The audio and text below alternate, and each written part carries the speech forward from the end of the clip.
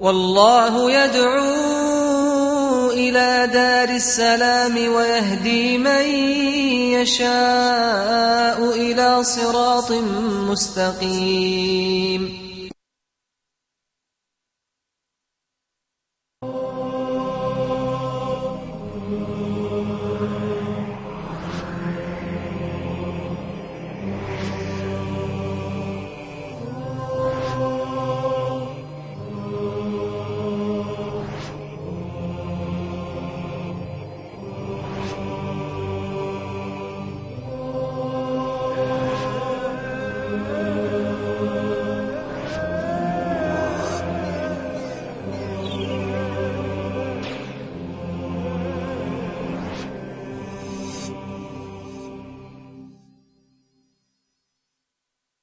Bismillahir Rahmanir Rahim. In the name of Allah, the Beneficent and Merciful, I praise Allah, the Creator of the heavens and the earth, and I send peace and blessings to all of the prophets, and especially to the last Prophet Muhammad forever.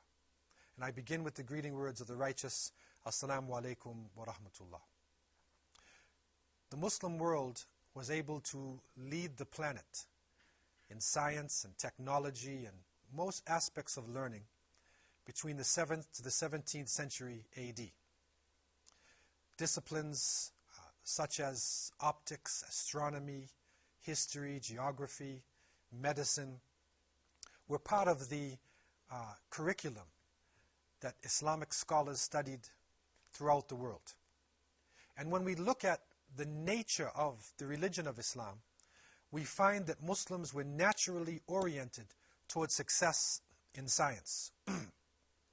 In astronomy, we find that Muslims were naturally inclined to finding direction.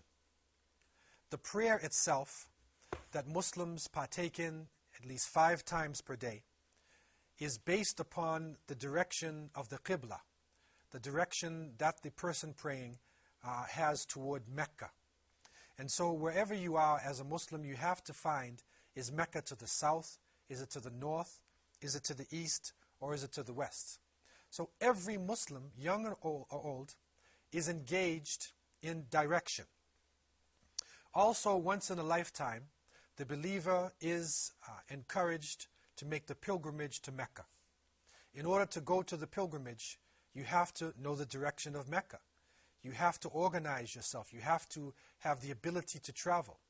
And so it was a natural outcome of the teachings of Islam itself that propelled Muslims in the areas of astronomy, geography, and navigation.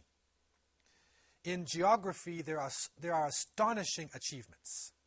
The first almanacs, the first world atlas, the first encyclopedias. It is said in the 9th century, Ibn Khizdaba even wrote the first roadmap atlas. Yaqut, who died in 1229, wrote a dictionary of countries, a mu'jam of all of the countries in the world. Al-Mas'udi drew a map of the world somewhere around 957 AD, and surprisingly enough, on this map, he actually had the Americas. We find in Arabic that it says Ard Majhula, unknown territory.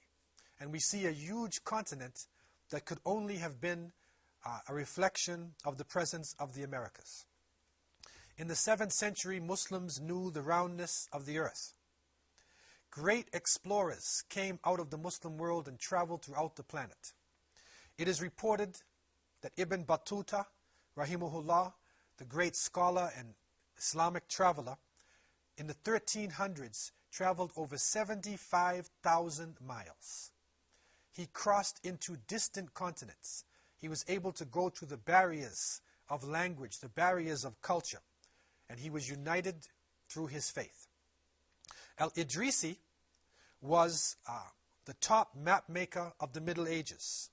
He was the first one to really organize map making and to bring about a set of accurate maps. And it is reported in the 12th century that he was commissioned to make a globe for Roger II, the king of Sicily, and he succeeded. Even Christopher Columbus himself, when we look honestly and objectively at his memoirs, we find that he was inspired by the maps of El-Idrisi.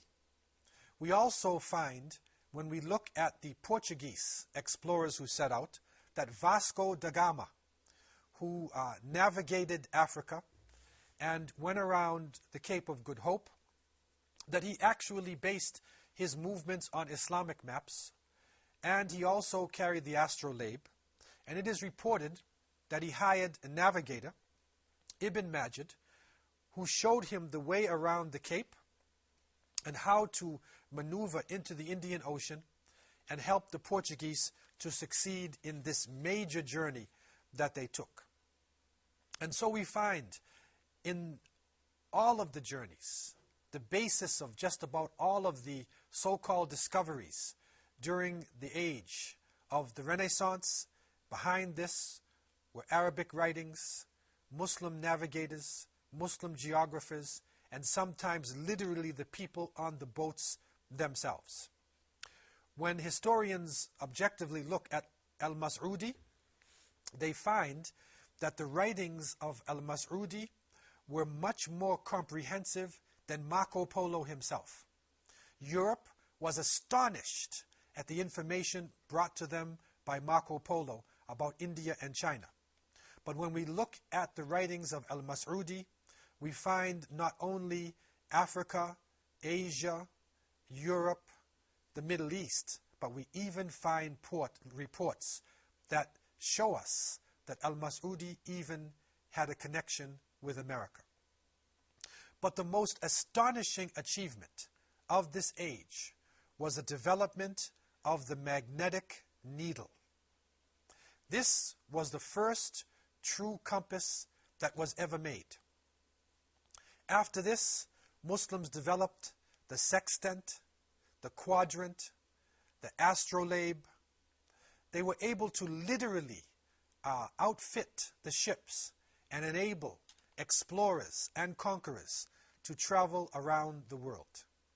But unfortunately, with all of this glory, with these astounding achievements that Muslims made, almost no credit is given to their work. Arabic names were systematically taken out of the dictionaries, and the true understanding of what happened in the so-called Dark Ages was lost to the world. The reality is, and was, this was not a dark age. This was actually the golden age of Islam. And Muslims were able to travel to the far corners of the planet. Shockingly for many people, Muslims were actually able to cross the Atlantic and reach America long before Christopher Columbus. We have learned in early parts of our series that Christopher Columbus claimed to have discovered America, that he was actually on his way to India. He thought that he would meet the great Khan, and his chief navigator, Rodrigo, could speak the Arabic language. Christopher Columbus knew that Muslims had made journeys to far distant points in the planet. If you read his memoirs, you'll see that Columbus went north first to the area of Iceland, and then he came down into West Africa. He went to the Canary Islands off the coast of Senegal, and he witnessed large dugout boats that were leaving the coast of West Africa and following the currents and going into the Americas. So Columbus knew that there was land across the ocean. It was not a total discovery in the sense that he had previous knowledge. We need to be objective with this. And if we look at writings in the Arabic language made by some of these great geographers and scientists, we recognize that Muslims had actually recorded journeys to America. Around 956, al-Mas'udi, Abul Hasan al-Mas'udi, rahimahullah, wrote in his Muruj al-Dhahab, a famous book of geography. he wrote about the journey of a young man who left Cordoba and went into the Atlantic Ocean. His name was Khashkhas ibn Sa'id al-Aswad. And he went into the Atlantic Ocean, according to this report. He crossed the Atlantic, he made contact with the people on the other side, and he returned somewhere around 889 AD. This report shocked the people of Cordoba. It shocked the people of Al-Andalus, and it was shared by people all throughout their lands. We also find another shocking report by Abu Bakr ibn Umar al-Quttiyya in 999. He speaks about that in 999, Ibn Farukh visited the Canary Islands, and then he continued on his journey west, and he found a set of islands, and then he returned. Al-Idrisi, one of the great geographers in history and the leading map maker in the 11th century, in his famous geography book, makes a detailed report about the journey of seafarers who left from the shores of Al-Andalus and North Africa, and they went into the ocean. It is reported that 8 seafarers left the shores of Lisbon, now what is now known as Portugal.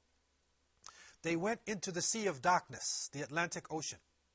They found great turbulence, and they landed, or they went onto a type of river moving in the ocean itself. It carried them for a number of days until they knew not where they were. Finally, they reached an island with nothing on it. They then went to another island, and they found people. They were captured by these people and put into chains. They were blindfolded and taken to a king who had a translator speaking the Arabic language. This king informed them that their journey was a true journey, and that the distance between them and their home was about 2 months. This is a shocking report, and it shows us that Muslims had actually crossed the Atlantic and entered into what today is known as the Caribbean region, probably landing on the Bahamas. But even more shocking, what we find in this report is that the king already had somebody who could speak Arabic. So that means that Arabic-speaking people had made it across, established themselves, and taught the people how to speak Arabic long before the 11th century. Shocking information for those who base their history upon Christopher Columbus. But we recognize that it is important in this age that we look at history from all points of view. We understand that there were people who were on the shore when Columbus landed. We should understand that even it is recognized in history that the Vikings, that Leif Erikson, made it to America from the north. That there were other people who crossed the Atlantic. It was not the first time when Christopher Columbus landed, but a series of people were able to go across. Muslims were able to record their information in the Arabic language. Muslims were able to deliver the message and to leave a record that will be read by people throughout the planet. Let us take a break and come back to more astounding information about Muslims in America before Columbus.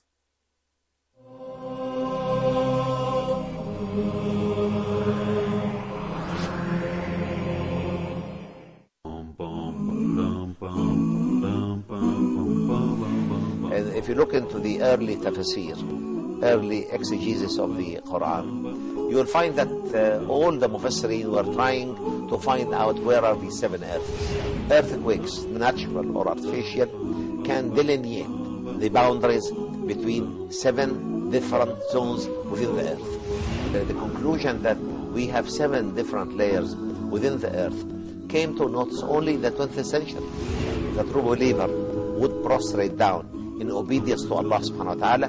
The blessings of that prostration will reach the 7th earth.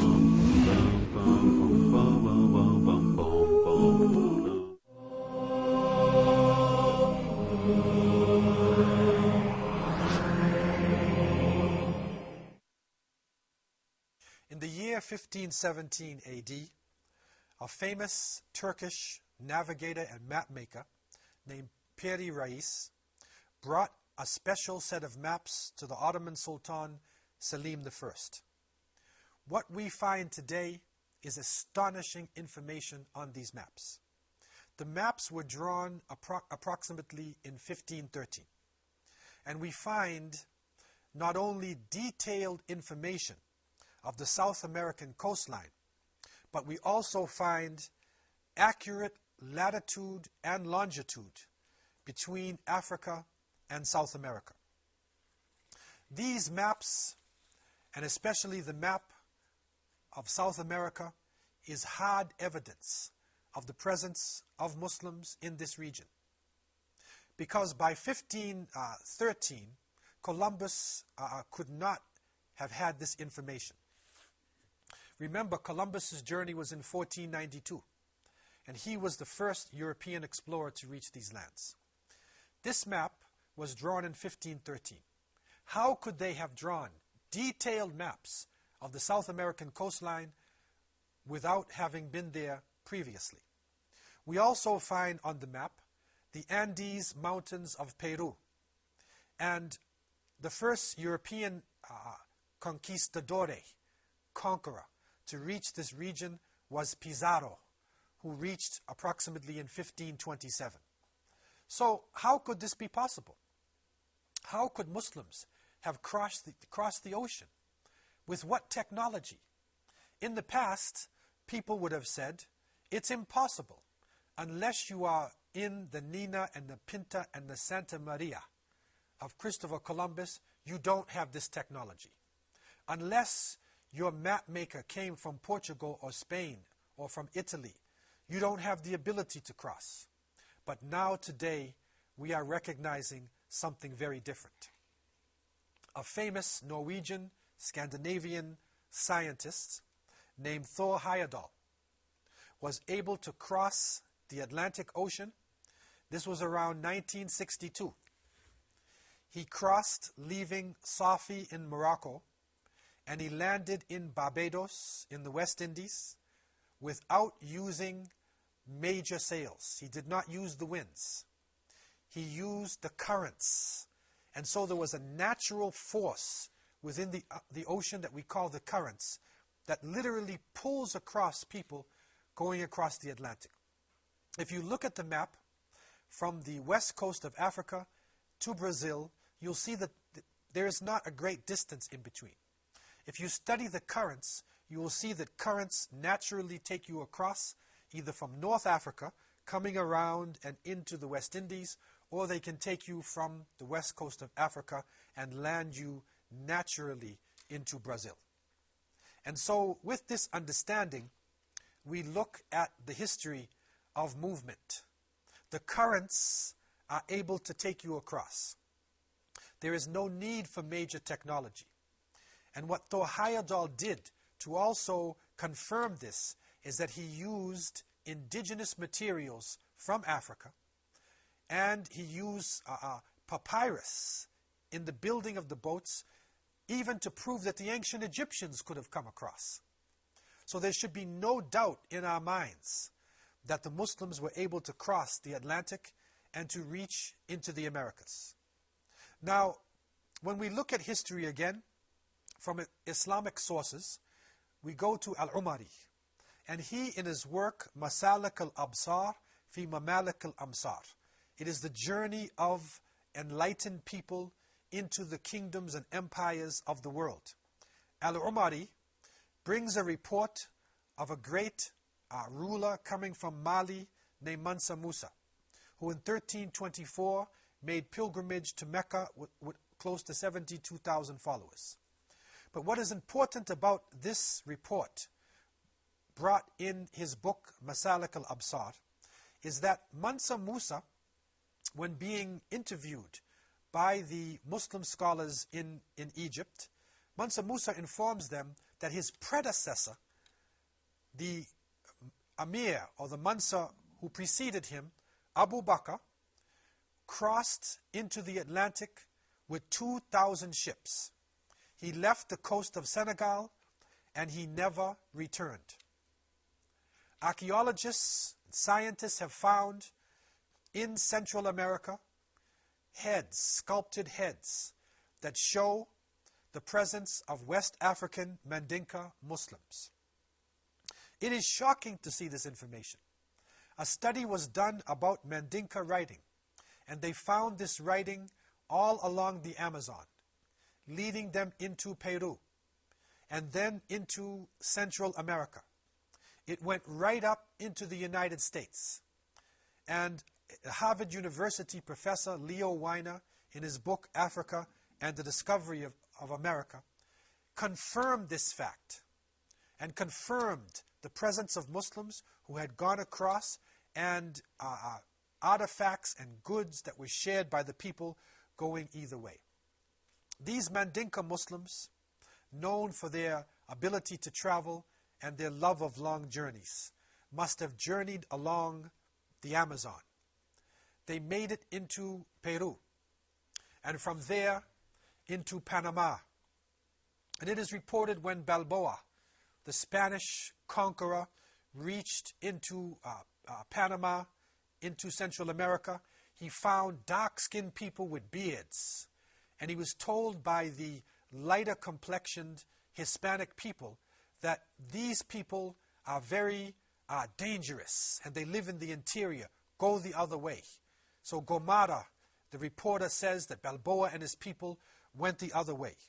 What we are finding out now is that these are the descendants of African Muslims who left the coast of West Africa and who traveled into this region.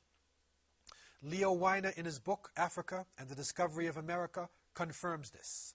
The reports of the Mandinka writing in America confirms this. And it is shocking to find, when it speaks about America, drawings along with the Mandinka writing.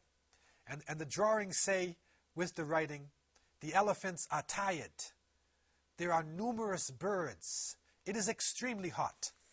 And so the Muslim Mandinka traveled throughout Central America and into what is now known as the southwest of the United States. They traveled up the Mississippi, and they actually met the native people, and they mixed with the native populations in the Americas. Leo Weiner brings out also root words, and he brings out bits of agriculture that was shared between the peoples of the Americas and the people of Africa and the Old World.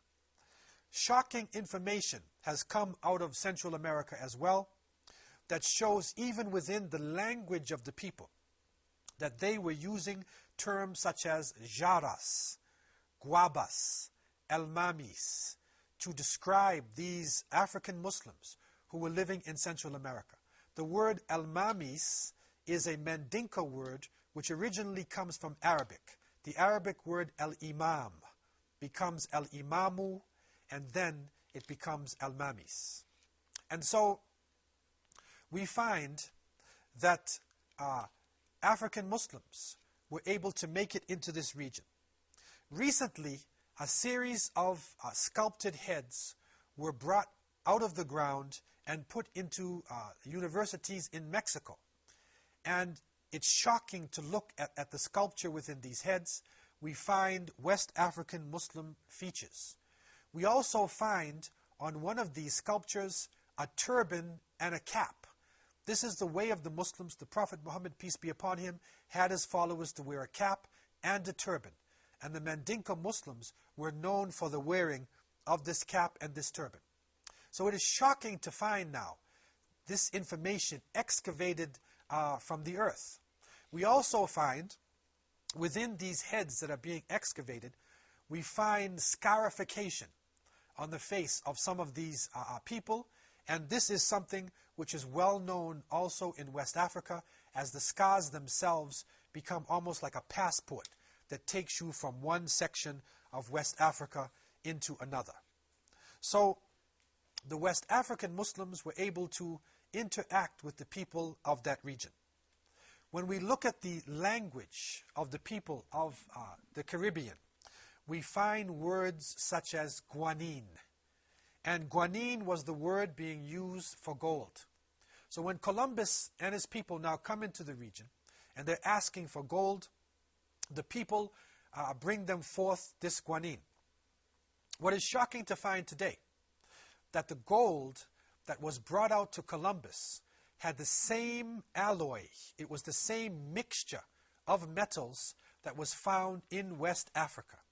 So these West African Muslims, who were so skilled in the minting of gold, because the largest gold mines in the world were located in their lands, must have passed on this information to the native people living in the Americas. So guanine is coming from ghina, which in Arabic denotes riches. It goes from ghana into kane or ganin in the Mandinka language, and then guanine in the Central American Caribbean languages. So when Christopher Columbus discovered America, as they say, he actually bumped into a land that was populated by people from over 20,000 years.